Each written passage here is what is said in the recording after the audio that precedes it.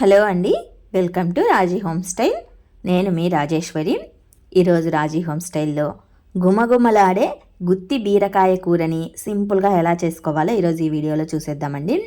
ఈ కూర మనకు రైస్లోకైనా చపాతీలోకైనా చాలా బాగుంటుందండి. ముందుగా నేను ఇక్కడ ఒక 1/2 కిలోమైన ఫ్రెష్ బీరకాయలు తీసుకున్నానండి.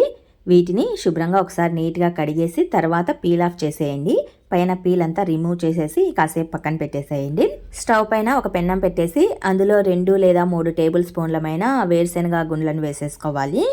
ఇవి కొద్దిగా దోరగా వేగిన తర్వాత ఇందులోనే 2 టేబుల్ స్పూన్లమైన తెల్ల నువ్వులను వేసుకోవాలండి. ఇవి బాగా వేగిన తర్వాత చివరన తెల్ల నువ్వులు వేసుకోండి. ఫస్ట్లోనే వేసేసారంటే మాడిపోతాయి. చివరన నువ్వులు వేసేసి స్టవ్ను ఆఫ్ చేసేయండి. ఆ వేడి సెగకే అవి పటపటమని వేగిపోతాయి. ఇవి వేగిన తర్వాత కాసేపు చల్లారబెట్టేసేయండి, సైడ్ ఆఫ్ పెట్టేసేయండి. ఒక చిన్ని మిక్సీ జార్ తీసుకొని అందులో వేగిన పల్లీలు అలాగే నువ్వులు వేసేసుకోవాలి. ఇందులోనే 2 టేబుల్ స్పూన్ల చిల్లీ పౌడర్ని, 2 టేబుల్ స్పూన్ల ధనియా పౌడర్ని వేసుకోవాలి. ఇందులోనే కొద్దిగా పసుపును కూడా యాడ్ చేసుకోవాలి. ఇందులోనే కూరకు సరిపడా ఉప్పును ఒకేసారి వేసుకోవాలి. ఇందులోనే కొన్ని వెల్లుల్లి రెబ్బల్ని, అల్లం ముక్కల్ని, తురుముకున్న కొబ్బరి తురుముని, కొత్తిమీర కాడల్ని వేసుకోవాలండి. కొత్తిమీర ఆకుల్ని నేను పక్కన పెట్టేశాను, ఫైనల్లీ వేయొచ్చు లాస్ట్లో అని కాడల్ని మాత్రమే యాడ్ చేస్తున్నాను. ఈ మిక్సీ జార్లోనే నేను 2-3 టమాటాలను తీసుకొని చిన్న చిన్న ముక్కలుగా కట్ చేసి యాడ్ చేస్తున్నానండి.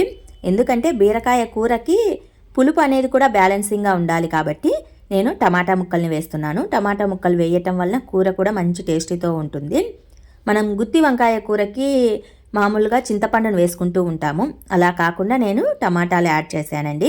గుత్తి వంకాయ కూరకి మసాలాని ఏ విధంగా ప్రిపేర్ చేసుకుంటామో అదే విధంగా మసాలాని ప్రిపేర్ చేసుకోవాలి. బీరకాయలన్నింటినీ పీల్ ఆఫ్ చేసిన తర్వాత ఒక చిన్ని సైజు వంకాయలు ఉంటాయి కదా, వంకాయ సైజులో మనం అడ్డం కట్ చేసుకొని మధ్యలో నిలువు చారలు పెట్టాలి. 4 చారలు పెట్టాలి. ఇక్కడ వీడియోలో చూపిస్తున్న విధంగా కట్ చేసుకొని చారలు పెట్టుకోవాలి. ఈ చారలల్లో మనం మసాలాని కూరుకోవాలండి. వంకాయకి మసాలాని ఏ విధంగా కూరుతామో అదేవిధంగా బీరకాయలో ఈ చారల మధ్యలో మనం మసాలాని కూరి పెట్టేసుకోవాలి. ఇది గుత్తి బీరకాయ కూర ప్రాసెస్ అండి. ఇలా బీరకాయలకి అన్నింటికి మధ్యలో మసాలా పెట్టిన తర్వాత బాయిలింగ్ ప్రాసెస్ని మొదలు పెట్టుకోవాలి. నేనైతే బీరకాయలకి అన్నింటికి ఈ విధంగా మసాలాని కూరి రెడీగా పెట్టేశాను. ఇప్పుడు స్టవ్ పైన ఒక వెడల్పాటి ప్యాన్ కానీ పెన్నం కానీ పెట్టేసుకొని అందులో బీరకాయ కూరకు సరిపడా ఆయిల్ని వేసుకోవాలి. ఆయిల్ని కొద్దిగా ఎక్కువగానే వేసుకోండి. ఆయిల్ అనేది ఎక్కువగా ఉంటేనే ఈ కూర అనేది బాగుంటుంది. ఆయిల్ హీట్ అయిన తర్వాత పచ్చిమిర్చి ముక్కల్ని, ఉల్లి ముక్కల్ని, కరివేపాకుల్ని, పోపు దినుసుల్ని వేసేసుకొని పోపునంతా దోరగా వేగనివ్వాలి. ఇలా పోపు అనేది చక్కగా వేగిన తర్వాత ఇందులో మసాలాని కూరి పెట్టి ఉంచుకున్న బీరకాయలని అన్నింటినీ ఈ పోపుకి యాడ్ చేసుకోవాలి. ఇలా పోపులో వేసుకున్న తర్వాత మిగిలిన మసాలా ఏదైనా మిగిలి ఉంటే గనక ఇదే బీరకాయ రెసిపీలోనే యాడ్ చేసేసుకోవాలి.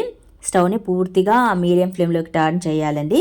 మీడియం ఫ్లేమ్లోకి టర్న్ చేసేసి కొద్దిగా వాటర్ని, ఎక్కువగా వాటర్ ఏమీ వేయద్దు, చిన్ని టీ గ్లాస్ మైన వాటర్ని వేయండి, లేదా జస్ట్ వాటర్ని స్ప్రింకిల్ చేసేసేసి మూత పెట్టేసి కనీసం 10 నిమిషాల పాటు బాయిల్ చేసుకోవాలి. మధ్య మధ్యలో కలియదిప్పుకుంటూ ఉండాలండి. కలియదిప్పుకుంటూ ఈ కూరని బాయిల్ చేసుకోవాల్సి వస్తుంది. మీడియం ఫ్లేమ్లో బాయిల్ చేసుకుంటే టేస్ట్ ఇంకా బాగుంటుంది. కొద్దిసేపటి తర్వాత చూడండి, బీరకాయ అనేది చక్కగా బాయిల్ అయిపోయింది. మసాలా కూడా బీరకాయలకి బాగా పట్టింది. మసాలా అనేది ఈ విధంగా చిక్కగా గుజ్జుగా ఉండాలి. ఆయిల్ అనేది పైకి తేలుతూ ఉండాలి. అప్పుడే అది పర్ఫెక్ట్గా బాయిల్ అయినట్లు అనమాట. బీరకాయ స్టిఫ్గా ఉంటుంది ఫస్ట్లో, ఉడికే కొద్దీ అది బాగా యాలబడిపోయినట్లు అనిపిస్తుంది. ఈ ప్రాసెస్లో ఉన్నప్పుడు చివరన కొత్తిమీరని యాడ్ చేసేసుకుంటే సరిపోతుంది. ఇంతేనండి, సింపుల్గా గుమగుమలాడే గుత్తి బీరకాయ కూరని తయారు చేసుకునే ప్రాసెస్. మరి మీకు ఈ గుత్తి బీరకాయ కూర రెసిపీ ప్రిపరేషన్ వీడియో నచ్చినట్లయితే మరికొన్ని ఇలాంటి రెసిపీస్ కోసం తప్పకుండా మా ఛానల్ని సబ్స్క్రైబ్ చేసుకోండి. ఈ వీడియో చూసినందుకు థ్యాంక్స్ ఫర్ ఎవ్రీవన్.